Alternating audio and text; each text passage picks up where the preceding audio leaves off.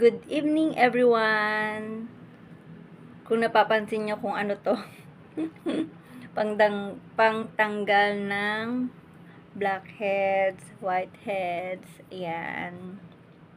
So, gusto kong makipagkwentuhan tungkol sa tamang paggamit ng elevator. Hindi lang po ito para sa akin, para dun sa ibang hindi nila alam, para po sa ating lahat, yung topic natin about mabuting mabuting ugali kapag nasa loob ka ng elevator, ganyan. Kasi naamin ko naman, walang nagturo sa atin kung kung paano gumamit ng elevator. Mag-observe lang tayo, di ba? Or kung may kasama tayo, tinitingnan natin sila kung paano nila pipindutin yung elevator. Sa elevator, di ba? Yan yung usually nakikita natin sa mall, sa hospital, sa mga malalaking building, hotel, ano pa ba? Yun.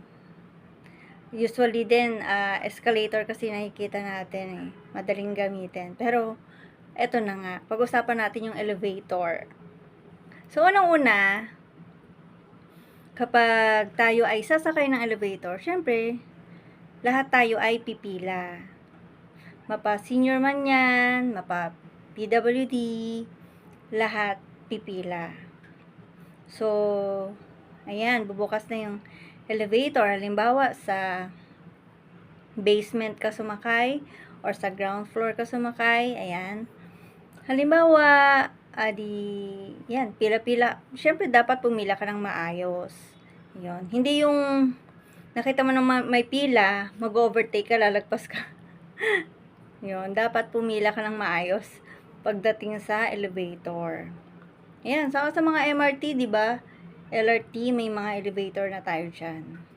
Usually, pag sa MRT naman, or LRT, ang dapat na sumakay sa elevator, priority is PWD, buntis, senior, ayan. Pag napansin mo na ikaw ay hindi, kung kaya mo namang umakyat baba, huwag ka na mag-elevator. Lalo na pagka maraming senior, kang nakasabayan, or PWD, or buntis, yan, sila yung paunahin mong sumakay or makagamit sa elevator. Alright? So, ganito. Pagka, yan, nasa ground floor ka, bumukas na yung elevator, pasok ka ng maayos, diretso ka sa likod.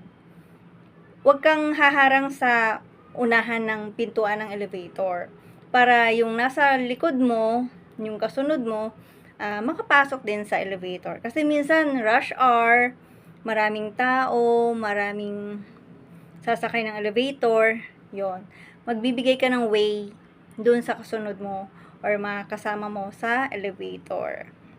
Usually, umaabot ng 9 ang laman ng elevator o 15. Shout out sa ibang corporate world na talagang siksikan para hindi ma-late, 'di ba?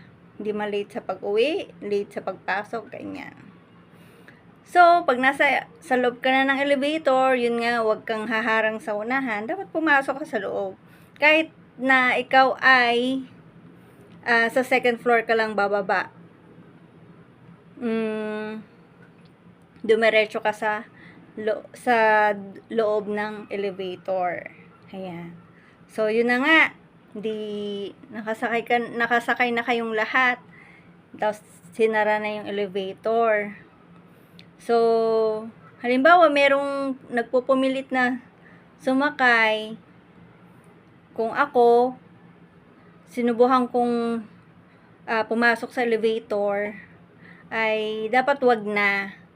Kasi tutunog yan eh. Kapag tumunog, ibig sabihin, kailangan magbawas ng tao sa loob ng elevator. Yan. Para maiwasan din po natin yung overload. Yun. Huwag po nating pilitin kung hindi na tayo kasya doon sa loob ng elevator. Para give way din ano naman babalik naman yung elevator, 'di ba? So, 'yun. So, nagsara na nga yung elevator, ayan.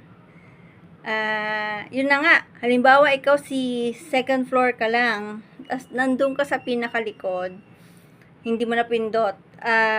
Syempre, ang layo, ang daming tao na nasa unahan mo. Sasabihin mo, second floor please. Ayan. May paboses ka at with please na yung nasa malapit sa pindutan ng elevator, yung 1, 2, 3, ganyan. Kung ako yung nandun sa huling pumasok ng elevator, ako yung nandun malapit sa pindutan, ako yung obligado at magpipindot doon. Parang magiging operator. Kasi minsan, walang elevator operator. Ayan. So, magiging, operator ng elevator. Yun. So, pipindutin mo pag may sumigaw na second floor please, third floor please, or minsan pa yan, nahihiya pa sila magsabi. Tapos, kung ikaw yung nasa tabi ng mga numbers, mag-approach ka na, ano pong number nyo po, anong floor po kayo. Tapos, yon meron ng magsasabi na, 10th floor please, 8th floor please. Ayan. O, di ba ang saya noon pagka ganon. So, yun nga, second floor ka. Tapos, nandun ka sa pinakadulo. Ang mayayari niyan, yung nasa unahan ng elevator, bumukas ng elevator, ayan, second floor na. Yung nakaharang, or yung nandun sa bukasan ng pintuan, syempre, obligado po tayong lumabas. Ayan. Lalabas po tayo para makalabas po yung nasa pinakaloob ng nasa pinakadulo ng elevator, 'di ba? So, labas po kayo ng maayos, mahinahon, ayan. Huwag padabog, mga ganon. Tapos, syempre, para makalabas po yung taong magsa second floor. Tapos, may elevator kasing kailangan mong harangan para hindi mag-automatic na magsara. Tapos, meron din namang pinipindot na open. Yan, para hindi siya mag-close. Kumbaga, i-hold mo na naka-press, hold press, yung open na button, ganon. So, after nun, nakalabas na si second floor. Ayan. Syempre, yung malapit sa pindutan ng numbers, yun, ikaw yung parang obligado na magpipindot dyan, na i-open mo muna hanggat may tao pa na nasa labas. So, yan. Kung meron namang nag-aantay sa labas ng elevator, halimbawa may tao sa second floor, aakyat siya ng up, yung nasa loob ng elevator, sasabihin up, ganon. Para alam nung nasa labas, minsan, hindi niya alam na meron ng bumubukas na elevator. Kasi minsan maraming elevator yan, di ba? Sa isang floor, merong 10, merong 4 na elevator na nag-ooperate. Ayan. So, halimbawa, nasa 8th floor na. Ayan. Tapos, kung ikaw nasa loob ng elevator, bumukas at may nakita kang nag-aantay, sasabihin mo kung saan ka. Up. Yun. Kung ikaw ay pataas. Kung yung elevator nyo ay pataas. Tapos, kung kayo naman ay pababa, sasabihin mo, down. Ayun. Pag may narinig silang ganun, uy, pwede kang sumakay. Kasi yung iba, hindi na nag-aantay or hindi nila napansin na imbis na paakyat yung sinakyan nila, parang tuloy sila nag-travel, akyat baba. Yun, di ba? Nakakahilo yun. So, yun. Isa sa mga pwede nating gawin pag tayo ay sumakay ng elevator.